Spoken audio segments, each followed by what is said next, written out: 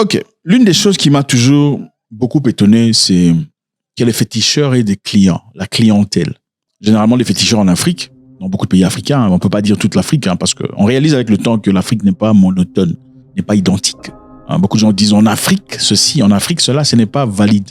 Quand vous dites en Afrique, les gens sont comme ça, c'est généralement chez vous que les gens sont comme ça. Les parents ne s'excusent jamais en Afrique. C'est pas vrai. C'est chez vous ou c'est tes parents qui ne s'excusent pas. Mes parents se sont toujours excusés quand ils ont eu tort. Ah oui? Oh non, les parents en Afrique ne s'excusent pas. Les parents en Afrique te font un cadeau où on te dit alors les chaussures que tu voulais là, tu veux l'argent, on te donne l'argent, c'est une façon de s'excuser pour ce qu'ils ont fait préalablement. Ça, c'est votre expérience, madame. Moi, je n'ai pas vécu ça, moi. Moi, je suis de ceux qui ont eu, je ne dirais pas la chance, parce que c'est tout à fait normal, d'être absolument normal. Mes parents s'y sont toujours excusés.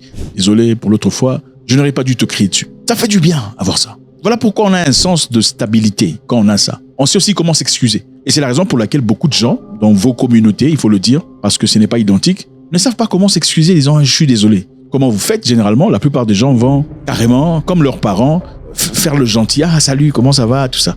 Ça me dérange de voir une personne dans le passé penser négativement de vous et après avoir eu des informations et compris qu'elle avait totalement tort, ne vient pas s'excuser ouvertement, mais vient simplement gentiment dire ok, comment ça va, tout ça, j'étais toujours apprécié. Sans avoir le courage de dire écoute, je t'avais jugé trop vite, je ne te connaissais pas. Après t'avoir découvert, je comprends et je réalise que tu es en effet tout le contraire de ce que je pensais toi. S'il te plaît, excuse-moi. Les gens sont incapables de faire ça. Et c'est à cause de ce qu'ils ont vécu dans leur jeunesse, avec leurs parents qui ne sont jamais excusés. C'est la même chose avec quand on ne te dit pas « je t'aime ».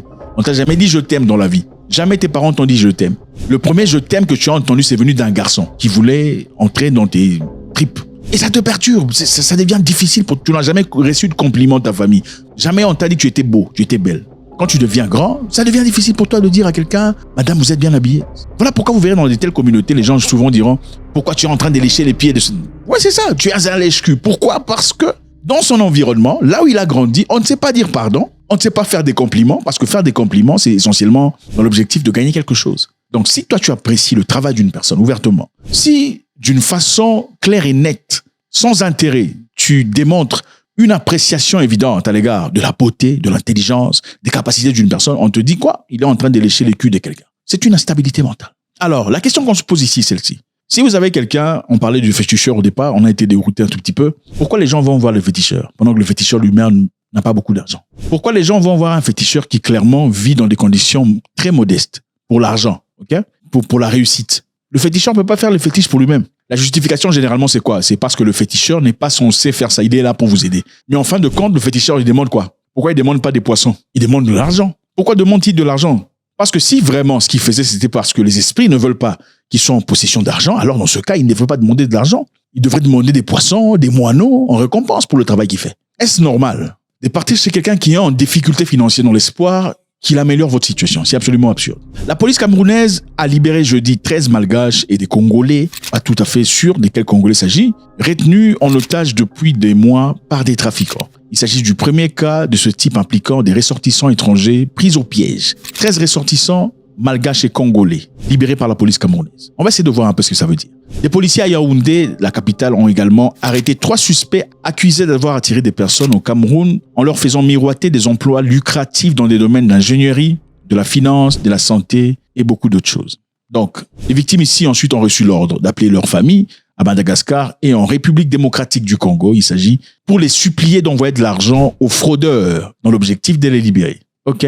Donc, des Malgaches et des Congolais de la RDC, République démocratique du Congo, le Zaïre, partent au Cameroun, où ils ont été manifestement sujets d'une manipulation. On leur a proposé des opportunités d'emploi dans l'ingénierie, dans la santé, dans la culture et beaucoup d'autres choses. Et arrivés au Cameroun, ils ont été pris au piège par des trafiquants, bloqués dans une maison où ils sont restés pendant beaucoup de jours. Et ensuite, on leur a demandé d'appeler leurs membres de famille pour envoyer de l'argent dans l'objectif de se faire libérer. C'est quel genre d'imbécilité? Je me pose la question de savoir.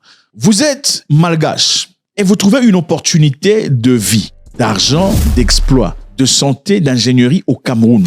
Vous avez quel genre de cerveau? Vous êtes malgache en difficulté et vous allez chercher une vie améliorée au Cameroun. Pendant qu'il y a des millions de Camerounais qui fuient le Cameroun.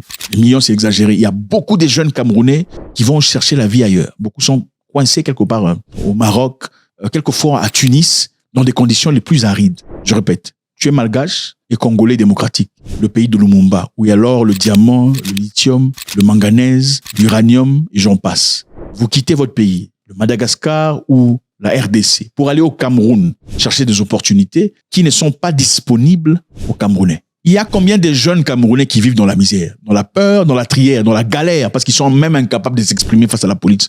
La police tape même les avocats ne sont pas protégés par la police. Les avocats au Cameroun ne sont pas protégés par la loi. Mais toi, tu signes un bout de papier, tu prends tes clics et tes claques, tu vas au Cameroun pour aller chercher une opportunité de vie. Tu es né avec un cerveau ou un demi-cerveau. Alors, ces personnes disent, ils ne nous ont donné ni à boire ni à manger. Nous étions tout le temps à la maison parce qu'ils ne voulaient pas que nous sortions. Et ils disent encore que des jeunes filles auraient très probablement été victimes d'exploitation sexuelle. Et comment les trafiquants ont été arrêtés? Ils ont été arrêtés, évidemment, après qu'un otage a réussi à contacter les proches qui ont alerté la police. Au moins, la police fonctionne.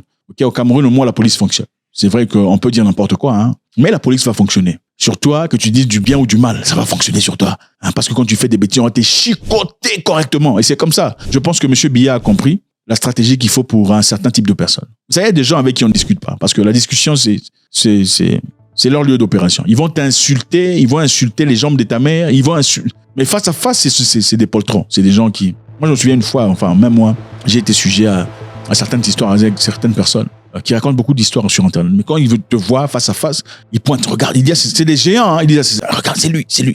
Quand tu regardes, ils font ça. Mais ils sont à 7 personnes, c'est lui. Mais quand tu regardes, ils font ça. Tu te poses la question de savoir, mais ces gens, j'aurais espéré que quelqu'un ait eu du courage pour me dire, mais monsieur, c'est vous. Ah, ça fait au moins plaisir de vous voir, pour faire moi, au moins voir que je suis présent. Parce que c'est ce que moi je ferais. Si je dis du mal de toi sur Internet, quand je te verrai face à face, je te le ferai savoir.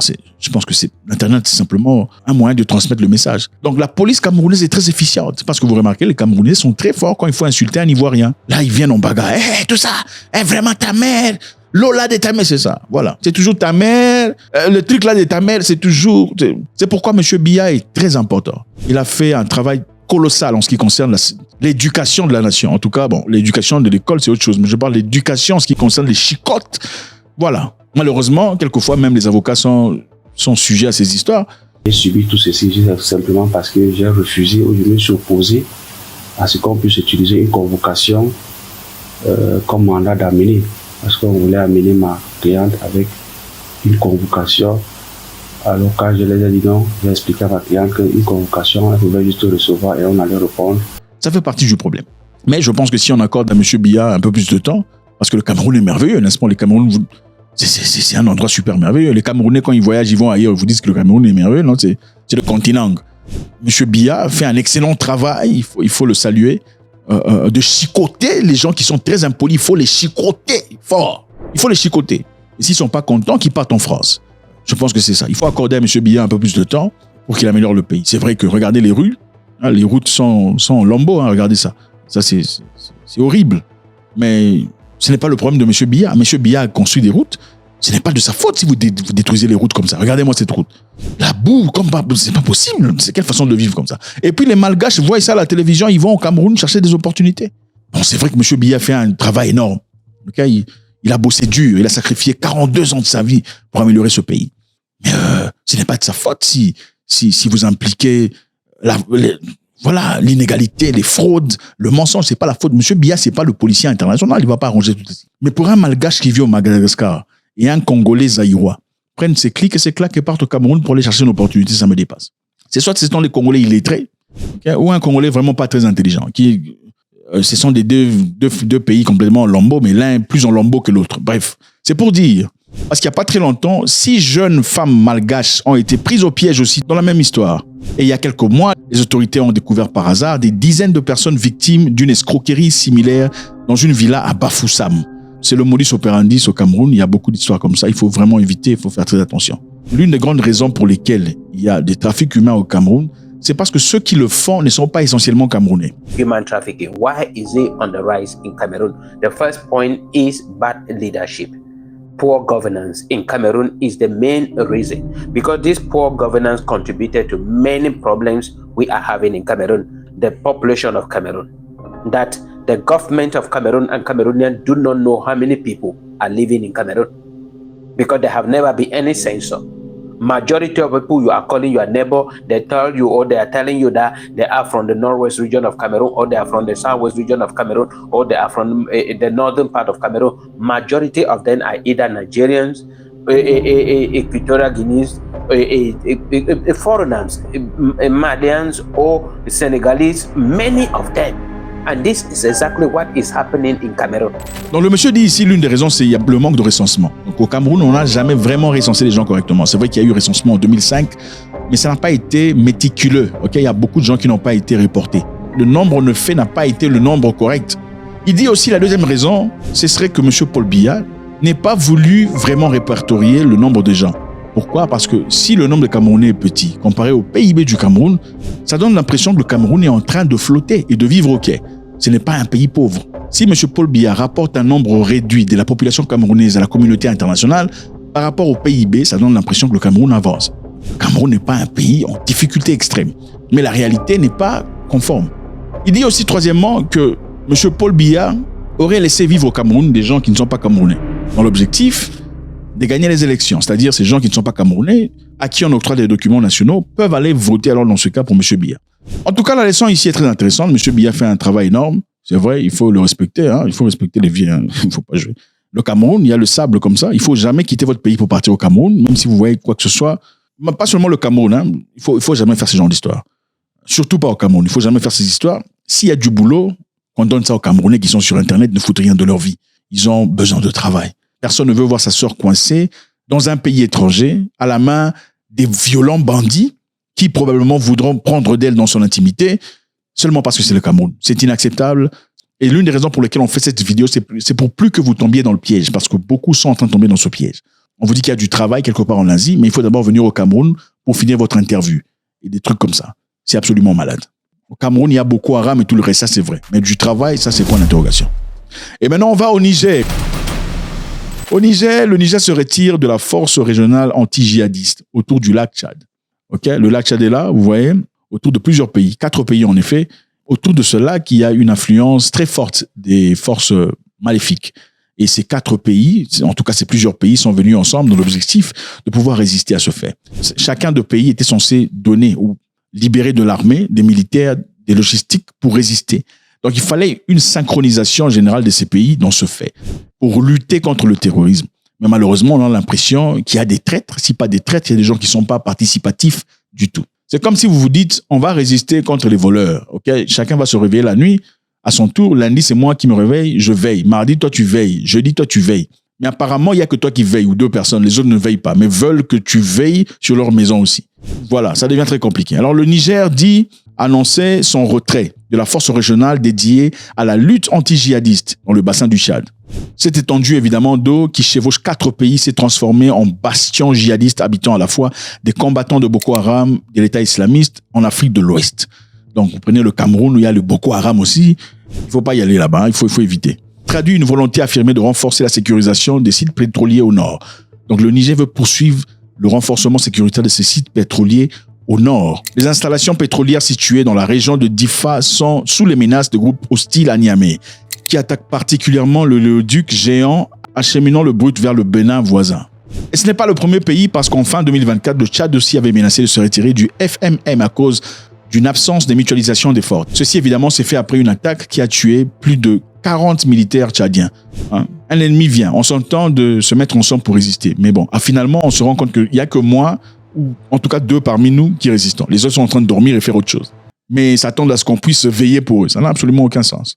Si nos enfants vont à l'école et on fait des tours pour aller les prendre à la même école, on a 4 parents et 4 enfants. Il faudrait que tout le monde parte. Moi, je pars lundi, mardi, je me repose, une autre personne part mardi, l'autre par mercredi et jeudi. Sinon, s'il n'y a que 2 personnes qui partent, finalement, ça devient très compliqué. Et surtout s'il y a des personnes qui, manifestement, rendent les choses compliquées. Faites-moi savoir ce que vous en pensez. Beaucoup de Camerounais vivent dans des difficultés. Il y a la prostitution comme pas possible, la pauvreté, les difficultés. Beaucoup veulent s'enfuir et partir ailleurs. Autant il y a un petit nombre de Camerounais qui s'en sortent, la grande majorité en difficulté. M. Paul Biya fait un travail énorme pour essayer d'arranger les histoires. Mais bon, il faut lui accorder encore au moins 2 mandats pour y arriver. Ça ne sera pas très compliqué. Le Niger, finalement, se retire de ce groupe. Ils n'en veulent pas. Ils vont se concentrer sur eux-mêmes. Faites-moi savoir ce que vous en pensez. God bless.